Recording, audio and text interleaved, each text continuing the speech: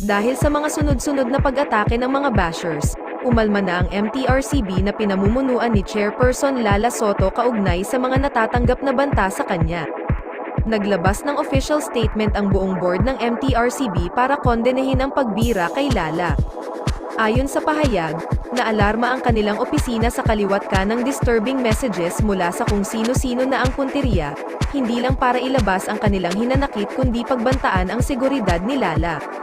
Nag-ugat ang sunod-sunod na pag-atake kay Chair Lala matapos tawagan ng pansin ng MTRCB ang "It's Showtime" kaugnay sa dilaan ng cake ng mag-asawang sina Vice Ganda at Ayon Perez sa programa.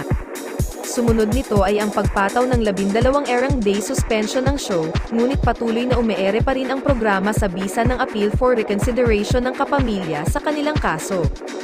Sentro ng kontrobersya ngayon ang pamunuan ng MTRCB at ang chairperson nitong si Diarella Lala Soto Antonio. Ang ABS-CBN, na siyang nagpo-produce ng noontime show na It's Showtime, ay naghain ng motion for reconsideration para hindi ituloy ng MTRCB ang suspension. Hindi rin naman natutuwa ang MTRCB kapag nagpapataw ng mga penalties para sa mga violations na ginawa. Diin ni Lala, "But we are a regulatory body and we have to do our job, so, we are just humbly doing our job.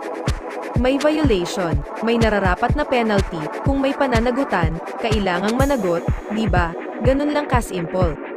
Nanawagan din ang UP Broadcast Department na mag-resign si Lala dahil nakukompromiso raw ang kanyang posisyon at objectivity dahil sa mga pahayag niya tungkol sa issue. Nang hingan si Lala ng reaksyon ukol dito, nakangiting sabi niya, "All I can say is that's their opinion." Hindi na nagdetalye pa si Lala, diin niya, "Well, opinion nila yun. I respect their opinion." Posible kaya itong magkaroon ng epekto sa MTRCB? "No, I don't think so," sagot ni Lala.